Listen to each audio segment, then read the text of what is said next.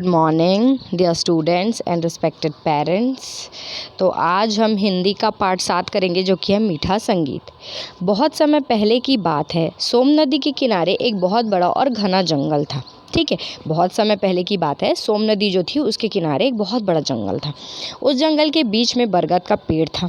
वह बहुत ऊंचा फैला हुआ और हरी भरी पत्तियों वाला था। वहीं ऊपर वाली शाखा में सोनू चिड़िया ने सूखे तिनके बटोर कर एक नन्हा सा प्यारा सा घोंसला बनाया। ठीक है, अब इस जंगल में बहुत सारे पेड़ थे। बीच में जंगल के एक बहुत बड़ा बरगद का पेड़ था। उसमें सोनू नाम की जो चिड़िया है उसने छोटा सा घोंसला बनाया था। समय आने पर उसने 3 अंडे दिए। जाड़ा हो या बरसात, उन अंडों को अपने डैनों से ढककर वह उन्हें सेने लगती। वह कहीं भी दाना चुगने जाती तो जल्दी से वापस आ जाती। उसे अपने अंडों की चिंता थी। अब जब चिड़िया अंडे देती उसी समय उसने भी 3 अंडे दिए। अब जाड़ा यानी ठंड हो या बरसात, वो जल्दी जल्दी जाती, दाने चुग के वापस आ जाती। जंगल खतरों से भरा था। सोनू को डर था कि उसकी गैर हाजिरी में कोई बड़ी चिड़िया या सांप आके उसके अंडों को ना खा जाए। इस ख्याल से कुछ दिन उसको भूखा भी रहना पड़ा। जब बड़ी चिड़ियों ने देखा कि माँ रात दिन अंडों की रखवाली कर रही तो उन्होंने वहाँ आना बंद कर दिया। ठीक है, अब वो डर जाती कि जंगल में अरे बड़ी बड़ी चिड़िया भी हैं, सांप भी हैं, अगर मैं नहीं रहूँगी तो लोग खा जाएंगे मेरे अंडों को। इसलिए वो कई कई दिन दाना चुगने भी नहीं जाती थी। और बड़ी जो चिड़िया है वो देखती थी कि अरे माँ जो है वो बेचारी दिन रात अपने अंडों को सेती है, तो वो आती भी नहीं थी घोंसले के पास। कुछ दिन बाद वो समय आ ही गया जिसका सोनू को बेसब्री से इंतज़ार था। अंडों में धीरे धीरे हलचल शुरू होने लगी। फिर एक एक करके अंडों के अंदर से चोंच के प्रहार की धीमी धीमी आवाज़ आने लगी। पहले अंडों में दरार पड़ी, फिर अंडे चटके। उनमें से पहली नन्ही चोंच बाहर आई, फिर गर्दन बाहर आई और कोशिश से एक छोटा सा पंख बाहर आया। कुछ समय बाद फिर हलचल हुई, थोड़ी कोशिश हुई और दूसरा नन्हा पंख भी बाहर आ गया। और लो, सोनू चिड़िया के नन्हे नन्हे बच्चों का जन्म हो गया। उन बच्चों की ची ची ची ची से बरगद का पेड़ ही नहीं गूंजा, सोनू की संसार की खुशियाँ से झूम उठा। ठीक है, और कुछ दिन बाद जब अंडे सिक जाते हैं तो फिर धीरे धीरे अंडे का क्रैक होने लग गया, अंडे फूटने लग गए और धीरे धीरे उनमें से उसके छोटे छोटे बच्चे बाहर आ गए। सोनू चिड़िया ने घोंसलों में से अंडों के छिलके को बाहर निकाला और घोंसला साफ करके अपने प्यारे प्यारे चूजों के लिए जगह बनाई। उसने बड़े ही लाड से उनका नाम रखा नोनू, मोनू और बोनू। फिर क्या हुआ, जब वो अंडे से बाहर निकल गए तो अंडे के छिलके के सोनू चिड़िया ने फेंक दिया और साफ कर दिया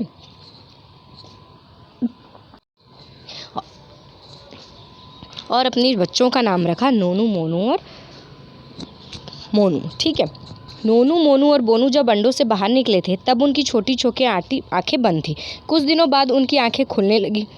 उनके नन्हे पंखों पर जो कोमल रोए थे वो अब खूबसूरत डैनों में बदलने लगे। ठीक है, जब नए नए चूज़े होते हैं तो आप देखे होंगे कभी या नहीं भी देखे होंगे तो याद रखिएगा उनकी आंखें बंद रहती हैं। छोटा बच्चा भी जब होता है तो उसकी आंखें भी लगभग समय के लिए बंद होती हैं। ठीक है, लेकिन धीरे धीरे जब वो बड़े होते जाते हैं फिर उनकी आंखें खुलने लग जाती हैं। सोनू रोज़ दूर दूर से उनके लिए अपनी चोंच में दाना लेकर आती और धीरे से उनकी चोंच में डाल देती। अपने पंख फैलाकर वो उन्हें उड़ने की प्रेरणा देती। ठीक है, अब वो तो उड़ के जा नहीं सकते अपने लिए दाना लेने, तो जो सोनू चिड़िया है वो जाती, उनके लिए दाना लेके आती और धीरे से उनकी चोंच में डाल देती ताकि वो खा सके और अपने पंख फैला के उन्हें बताती कि तुम्हें ऐसे ही उड़ना है। ठीक है, नोनू कमज़ोर था, मोनू छोटा था और बोनू बहुत चंचल था, मगर माँ के लिए तीनों उसके दुलारे थे, उसकी आँख के तारे थे।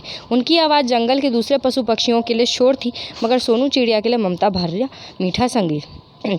जो नोनू चिड़िया था वो कमज़ोर था, मोनू थोड़ा छोटा था और बोनू बहुत चंचल था, लेकिन माँ के लिए तो सब एक ही समान होते हैं, उनके आँख के तारे ही होते हैं। ठीक है, उनकी जो आवाज़ है चीची चीची वाली वो दूसरे लोगों को परेशान करती थी, लेकिन उसकी माँ के लिए जो सोनू चिड़िया है उसके लिए तो वो प्यारा संगीत थी।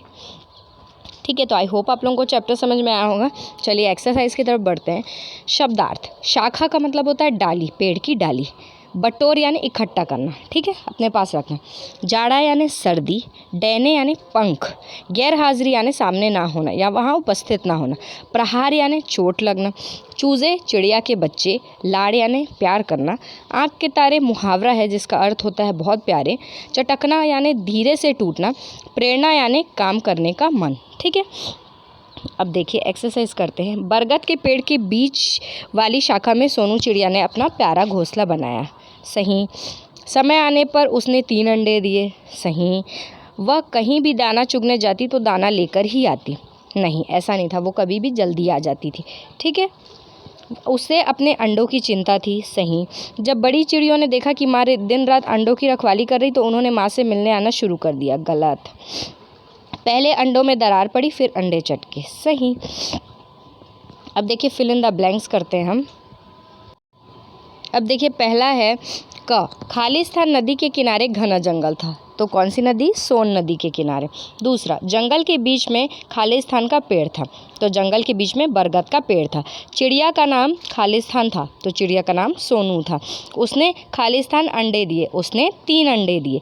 जंगल खालिस्तान से भरा था। जंगल खतरों से भरा था। चिड़िया ने घोंसले में से अंडे के खालिस्तान बाहर निकाले। चिड़िया ने घोंसले के अंडे में से अंडे के छिलके बाहर निकाले। ठीक है। अब देखिए क्वेश्चन आंसर रीड आउट करती हूँ, बाकी मैं आपको लिख के भेज दूँगी। ठीक है। सोनू चिड़िया को अपने अंडों के लिए क्या चिंता थी? सोनू चिड़िया को अपने अंडों के लिए ये चिंता थी कि उसकी गैर हाजिरी में कोई बड़ी चिड़िया या सांप आकर उन्हें खा ना दे।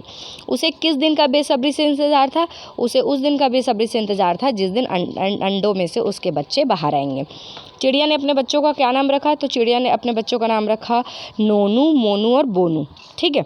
सोनू चिड़िया अपने बच्चों की देखरेख कैसे करती थी? तो सोनू चिड़िया अपने बच्चों अंडों को ठंड हो या बरसात हो उसमें सेती थी, और अगर दाना चुगने जाती तो जल्दी से जाके जल्दी वापस आ जाती।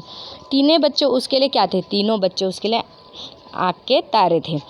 उनकी शोर भरी आवाज़ सोनू चिड़िया को कैसी लगती थी? तो उनकी शोर भरी आवाज़ सोनू चिड़िया को प्यारा संगीत लगती थी। ठीक है। आई होप आप लोगों को ये चैप्टर समझ में आया होगा। बाकी हम नेक्स्ट क्लास में करेंगे। Okay, thank you.